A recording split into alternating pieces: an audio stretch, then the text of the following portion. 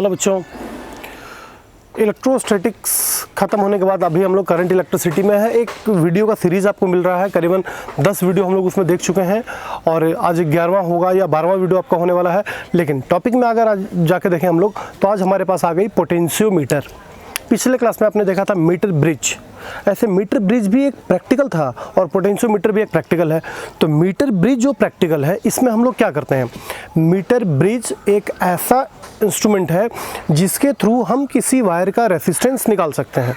लेकिन पोटेंशियोमीटर भी एक डिवाइस है और पोटेंशियोमीटर एक ऐसा डिवाइस है जिसके थ्रू हम किसी दो सेल के ईएमएफ का कंपेयर कर सकते हैं और इसकी मदद से किसी सेल का इंटरनल रेसिस्टेंस निकाल सकते हैं। तो ये दोनों अलग अलग प्रैक्टिकल हमारी होती है। सीबीएसई बोर्ड में दोनों प्रैक्टिकल को हमको सेपरेटली देखना होता है। हमारा फर्स्ट प्रैक्टिकल है to compare the EMF of two cell by using potentiometer और सेकंड प्रैक्टिकल हमारा है to find internal resistance of a cell by using potentiometer. तो ये दो प्रैक्टिकल आपकी तैयार होगी। इसके पहले आपने एक प्रैक्टिकल ऑलरेडी किया है कि मीटर ब्रिज की मदद से किसी सेल का या किसी वायर का रेसिस्टेंस निकाल लेना। तो इस बीच में आपके पास 3 प्रैक्टिकल हो जाएगा और एक सीबीएसई के बोर्ड में हार्डली कितना प्रैक्टिकल आपको देखना होता होगा, 7 या 8 प्रैक्टिकल आपको देखनी होती है, पर 3 प्रैक्टिकल हमारे सामने पड़ा हुआ है। मीटर ब्रिज की मदद से किसी सेल का रेसिस्टेंस, मीटर ब्रिज की मदद से किसी वायर का रेसिस्टेंस निकालना, पोटेंशियोमीटर की मदद से दो सेल के ईएमएफ का कंपेयर करना और पोटेंशियोमीटर की मदद से किसी सेल का इंटरनल रेसिस्टेंस निकालना। तो आज हमारे पास पोटेंशियोमीटर है और इस पोटेंशियोमीटर के इस पार्ट में मैं प्रैक्टिकल तो लेकर नहीं खड़ा हूँ, लेकिन मैं पोटेंशियोमीटर का आइडिया दूंगा कि पोटेंशियोमीटर है कैसा, दिखता कैसा है, कंस्ट्रक्शन इसकी क्या है, प्रिंसिपल इसकी क्या है, इसके यूज़ क्या है, ये खुद क्या है। और फिर इसके 2 अलग अलग वीडियो में मैं आपको 2 अलग प्रैक्टिकल आपको दूंगा। प्रैक्टिकल आप फील करने की कोशिश करोगे। तो व्हाट इज़ पोटेंशियोमीटर, अगर बात ऐसा आ जाए। लेकिन पहले मेरी एक बात, अगर दूर से हम मीटर ब्रिज और पोटेंशियोमीटर दोनों को देखें तो आपको कन्फ्यूज़न हो जाएगा कि इसमें मीटर ब्रिज कौन है, पोटेंशियोमीटर कौन है। क्योंकि मीटर ब्रिज भी लकड़ी का एक पटरा पे बनता है, लगभग 1 मीटर से लंबा एक पटरा होता है, चौड़ा लगभग इतना होता है, लगभग 1 फीट चौड़ा 1 मीटर लंबा लकड़ी का एक पटरा होगा। इसी कंस्ट्रक्शन का मीटर ब्रिज भी होता है, इसी कंस्ट्रक्शन का पोटेंशियोमीटर भी होता है। अगर दूर से हम देखें तो दोनों में हम कंफ्यूज कर जाएंगे कि दोनों में मीटर ब्रिज कौन है, पोटेंशियोमीटर कौन है। लेकिन अगर हम सामने से जाकर अगर दोनों को देखें तो अगर एक वायर लगी है तब तो ये मीटर ब्रिज है, और अगर 4 या 6 या 8 या 10 तार अगर एक साथ है, पैरेलल सारे तार आपस में कनेक्टेड है, तो ये पोटेंशियोमीटर है। पकड़ने का सीधा यही तरीका है कि अगर एक वायर है, मैंगनीन या कंस्टेटीन के जो वायर होते हैं उस पे लगे होते हैं लकड़ी के पटरा के ऊपर में, अगर एक सिंगल वायर होगा तो ये मीटर ब्रिज है। लेकिन अगर मिनिमम 4 या 6 या 8 या 10 तार अगर पैरेलल लगे हुए हैं तो ये पोटेंशियोमीटर है। दोनों पे स्केल तार के पैरेलल होती है। मीटर ब्रिज और पोटेंशियोमीटर दोनों पे एक स्केल, लकड़ी का स्केल चिपकाया हुआ होता है जो कि तार के पैरेलल होता है। तो अगर सिंगल तार है तब तो मीटर ब्रिज है या स्लाइड वायर ब्रिज है, लेकिन अगर 4, 6, 8, 10 तार अगर आपकी होगी तो पोटेंशियोमीटर होगी। ये दोनों को पकड़ने का तरीका है, ऐसे दूर से दोनों देखने में एक जैसा लगता है। व्हाट इज पोटेंशियोमीटर, पोटेंशियोमीटर है क्या? पोटेंशियोमीटर इज ए डिवाइस, एक कन्फ्यूजन, पोटेंशियोमीटर का मतलब ये नहीं कि वो पोटेंशियल मेजर करता है। सुने मेरी बात, पोटेंशियोमीटर का ये मतलब नहीं है कि ये पोटेंशियल मेजर करता है। पोटेंशियल मेजर करने का काम तो वोल्टामीटर का होता है। पोटेंशियल मेजर करने का काम तो वोल्टामीटर का होता है। तो पोटेंशियोमीटर क्या मेजर करता है? ये किसी दो सेल के ईएमएफ का कंपेयर करता है और किसी सेल का इंटरनल रेसिस्टेंस निकालता है। मैंने ऊपर में लिखा है it is a device, it is a device. अगर आपको देखने में थोड़ी दिक्कत हो रही है तो मेरा बात सुनिए, मैं वही बात बोल रहा हूँ। Potentiometer is a device used to compare the EMF of two cell. It is a device used to compare the EMF of two cell and to find internal resistance of a cell. किसी cell का internal resistance निकाल देगा और किसी दो cell के EMF का compare कर देगा। एक डिवाइस है। प्रिंसिपल इसकी क्या होती है? अब यहाँ पर हम क्या बोलें कि आपका meter bridge based on the principle of WSB, meter bridge Wheatstone bridge के प्रिंसिपल पे काम करता है और व्हीटस्टोन ब्रिज किरचॉफ्स के लूप रूल पे काम करता है, बट ये ऐसा किसी चीज़ पे काम नहीं करता है। इसका प्रिंसिपल थोड़े से डिफरेंट है। Potentiometer work on the principle of, potentiometer work on the principle of the potential difference across any part of wire. जैसे मान लीजिए मेरे पास एक लंबा यूनिफॉर्म वायर है, तो किसी पार्ट का potential difference, the potential difference across any part of wire is directly proportional to the length of that portion. एक बार फिर से, the potential difference across any part of uniform wire is directly proportional to the length of that portion when a constant current allowed to flow through the wire. The potential difference across any part of uniform wire, the potential difference across the any part of uniform wire is directly proportional to the length of that portion, is directly proportional to the length of that portion when a constant current flow through the wire. अब इसके principal को 2-3 बार बोल के मुंह पे डाला जा सकता है कि potentiometer work on the principle of, potentiometer work on the principle of the potential difference across any part of wire is directly proportional to the length of that portion of the wire when a constant current flow through the wire। अब यहाँ पर आप लिख सकते हो V directly proportional L, ये मेरा principal है और ये प्रिंसिपल को मैं लास्ट में लाके प्रूफ करके भी आपको दिखा रहा हूँ। चलिए अब उसको प्रूफ करने के लिए चलते हैं। Let V is the potential difference across that portion, let V is the potential difference across that portion, let V be the potential difference across the portion of length L, इस part का length मैंने मान लिया L, resistance R, area of cross section A and I current flow through it. कुछ चीज़ को late किया गया, V को, I को, R को, A को लेट किया गया। let V is the potential difference across any part of wire of length L, R is their resistance, A is their area of cross section and I current flow through it। then तुरंत आप लगाइए according to Ohm's law, तो V is equal to IR, V is equal to IR। तो I को तो मैंने छोड़ा, but R के जगह पे आपको पता है R की जगह पे होता है रो L बाई ए, जहाँ रो रेसिस्टिविटी है, R is equal to rho L by A, तो R इज इक्वल टू मैंने पुट किया है रो L बाई ए।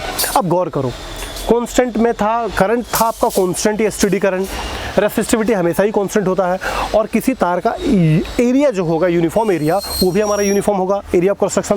तो ये तीनों कांस्टेंट को एक साथ रख के हम इसके जगह पे कर दिए हैं K।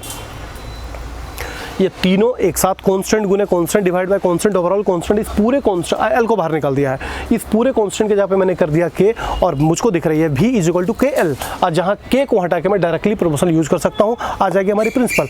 बट यहाँ पर K क्या है, where K is constant और this constant is called potential gradient। Word सुन लीजिए, this constant is called potential gradient, this K is called potential gradient। तो ये तो हो गई पोटेंशियोमीटर क्या है, इसका प्रिंसिपल क्या है। अब मैं दिखाता हूँ इसका कंस्ट्रक्शन, ये कैसे होते हैं।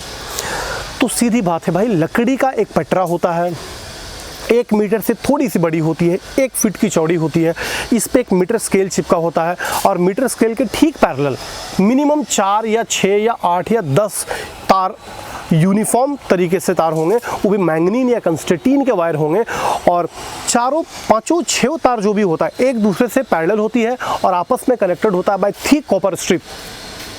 कॉम्बिनेशन लगता है सिंगल तार का, क्योंकि वायर आती है ऐसे, फिर कॉपर स्ट्रिप से जुड़ के आती है इधर, फिर सीधे, फिर कॉपर स्ट्रिप, फिर सीधे, फिर कॉपर स्ट्रिप, फिर सीधे, फिर कॉपर स्ट्रिप, माने कॉम्बिनेशन एक्ट है सिंगल वायर, यानी कि सारा कॉम्बिनेशन लगता है कि एक सिंगल वायर है ऑफ लेंथ 4 मीटर या 6 मीटर या 8 मीटर या 10 मीटर।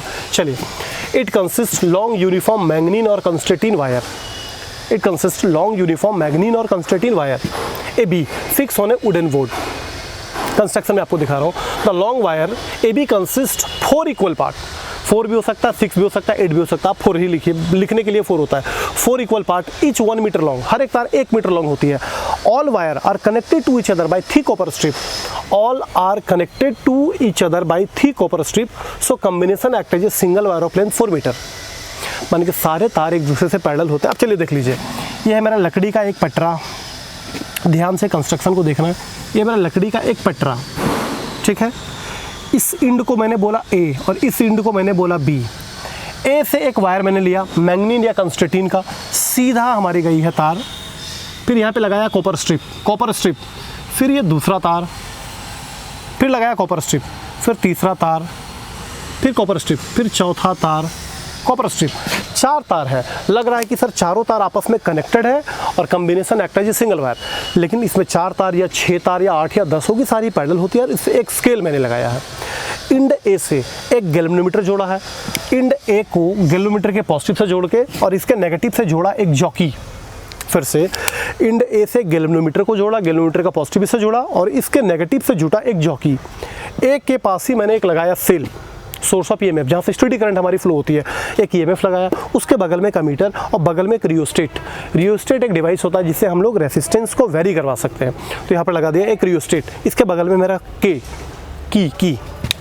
अब की ऑन करने के बाद ए और बी पर जॉकी को टच करके देखा जा सकता है कि अगर हमारा दोनों में डिफ्लेक्शन गैल्वेनोमीटर का अपोजिट होता है तो हमारा गैल्वेनोमीटर का, ये हमारा पोटेंशियोमीटर का कनेक्शन सही है। फिर से सुनिए मैंने क्या बोला, अब ये तो अभी आप देख रहे थे खुद का कंस्ट्रक्शन, पोटेंशियोमीटर का कंस्ट्रक्शन क्या, बट इसके थ्रू हम लोग दो काम करने वाले हैं। इसके use to compare the EMF of two cell और to find internal resistance of a cell.